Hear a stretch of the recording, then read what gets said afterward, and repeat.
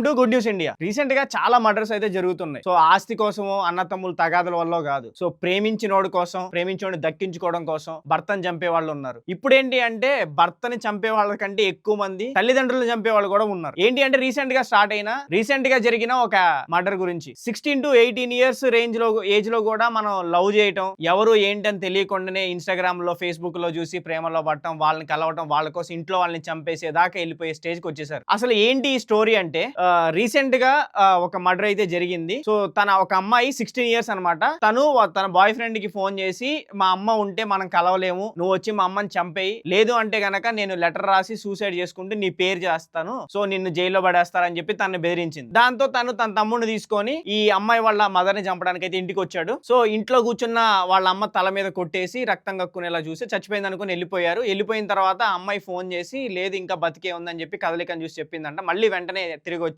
సుత్తితో కొట్టి చంపి చచ్చిపోయింది అని డిసైడ్ అయిన తర్వాతే వెళ్ళిపోయారంట. సో అసలు మ్యాటర్ ఏంటి అంటే, మహబూబాబాద్ జిల్లాకి చెందిన అంజలి అనే లేడీ తన భర్త చనిపోయారనమాట. సో ఆవిడకి ఇద్దరు పిల్లలు ఉన్నారు, ఇద్దరు ఆడపిల్లలు. ఒక అమ్మాయి 10th క్లాస్ చదువుతుంది, ఇంకొక అమ్మాయి ఇంకొంచెం చిన్నపిల్ల. షాపూర్ నగర్ లో ఉన్న హెచ్ఎండి సొసైటీలో ఆవిడ రెంట్కైతే ఉంటున్నారు. ఆవిడ ఒక కళాకారిణి. సో ఆవిడ అలా ప్రొఫెషన్ లో రన్ చేసుకుంటూ ఇద్దరు పిల్లల్ని అయితే పోషిస్తూ ఉంది. సో వాళ్ళ పెద్ద కూతురు ఏంటి అంటే, ఇన్స్టాగ్రామ్ లో ఒక అతన్ని పరిచయం అయ్యాడు, నల్గొండ జిల్లాకి చెందిన ఒక అబ్బాయి. తన ఏజ్ వచ్చేసరికి 18 ఇయర్స్. వీళ్ళిద్దరు ఇన్స్టాగ్రామ్ లో చాటింగ్ చేసుకోవడం, మెసేజ్ చేసుకోవడం, కాల్స్ చేసుకోవడం, అలా లవ్ లో పడ్డారు. ఆ అమ్మాయి తన్ని పెళ్లి చేసుకుందాం అనుకుంది. ఇంట్లో వాళ్ళకి తెలిసి ఒప్పుకోలేదు. అందుకని అమ్మాయి తనతో వెళ్ళిపోయిన తర్వాత ఈ అంజలి అనే లేడీ ఏంటి అంటే జీడిమెట్ల పోలీస్ స్టేషన్ ఏంటంటే మిస్సింగ్ అని చెప్పేసి కేసు ఫైల్ చేసింది. సో ఆ అమ్మాయికి ఏం అర్థమైంది, ఇంకా మా అమ్మ ఉంటే మనం బతకలేమని చెప్పేసి ఒక ప్లాన్ వేసుకొని ఇంటికి తిరిగి వచ్చింది. ఇంటికి తిరిగి వచ్చిన కూతుర్ని తను మందలించింది, ఇది కరెక్ట్ కాదు, ఏజ్ ఇది కరెక్ట్ కాదు అని చెప్తే ఆ అమ్మాయి ఏం చేసిందంటే బాయ్ ఫ్రెండ్ కి ఫోన్ చేసి, మా అమ్మ బతుకున్నంత కాలం మనం కలిసి ఉండలేము, మనం జీవించాలి, మనం కలిసి ఉండాలి అనుకుంటే గనక మా అమ్మ ప్రాణాలతో ఉండకూడదు,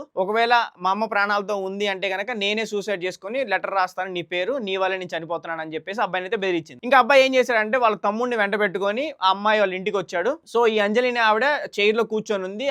ఆవిడ తల మీద గట్టిగా కొట్టాడు. ఆవిడ తల వెంచి కింద పడిపోయింది, బ్లడ్ కక్కుతుంది. ఆ టైంలో ఏం చేశాడంటే ఈ అమ్మాయి చున్నీ తీసుకొని మెడకేసి గట్టిగా బిగించాడు. ఇంకా ఆవిడ బ్లడ్ కక్కడం అంతా చూసి సరే చనిపోయింది అనుకొని తను వెళ్ళిపోయాడు. కాసేపటి తర్వాత ఆ బాడీలో నుంచి చిన్న కదలికలు మొదలైనవి. సో ఈ అమ్మాయికి ఏమైంది అంటే ఇంకా బతికుందని చెప్పి అబ్బాయికి ఫోన్ చేసి, మా అమ్మ ఇంకా చనిపోలేదు, బతికే ఉంది అని చెప్పంగానే అబ్బాయి మళ్ళీ వెంటనే ఇంటికి తిరిగి వచ్చి సుత్తితో కొట్టి చచ్చిపోయింది అని కన్ఫర్మ్ అయిన తర్వాత వెళ్ళిపోయాడంట. ఇదంతా జరిగే టైంలో వాళ్ళ చిన్న చెల్లి ఉంది కదా, సో అమ్మాయి స్కూల్ నుంచి వచ్చే టైం అయింది. అమ్మాయి ఇంటికి రాకుండా ఏదో ఒకటి చెప్పేసి పక్కింట్లో ఆడుకోమని చెప్పి పంపించేసింది. ఈ లోపు ఈ అమ్మాయి అంతా ఒక ప్లాన్ క్రియేట్ చేసుకొని వాళ్ళ అమ్మను ఊరేసినట్టుగా సెట్ చేసేసి చుట్టుపక్కల వాళ్ళకి అందరికీ మా అమ్మ ఊరేసుకొని చనిపోయిందని చెప్పేసి ఒక చిన్న స్టోరీ అయితే క్రియేట్ చేసింది. పోలీసులు అందరూ వచ్చారు. ఎంక్వైరీ చేసిన తర్వాత బాడీ సూసైడ్ చేసుకున్నట్టు లేదు, ఎవరో కొట్టి చంపేసినట్టుగా ఉందని చెప్పేసి పోలీసులు కన్ఫర్మ్ చేసుకుని అసలు అమ్మాయిని కూర్చోబెట్టి మాట్లాడితే తెలిసింది ఏంటి అంటే, ఈ స్టోరీ మొత్తం అమ్మాయి చెప్పిందంటే, ఇట్లా నేను ఒకరిని ప్రేమించాను, మా అమ్మ ఒప్పుకోవట్లేదు, అందుకని నేనే చంపేశాను అని చెప్పేసి అయితే చెప్పారంట. సో అసలు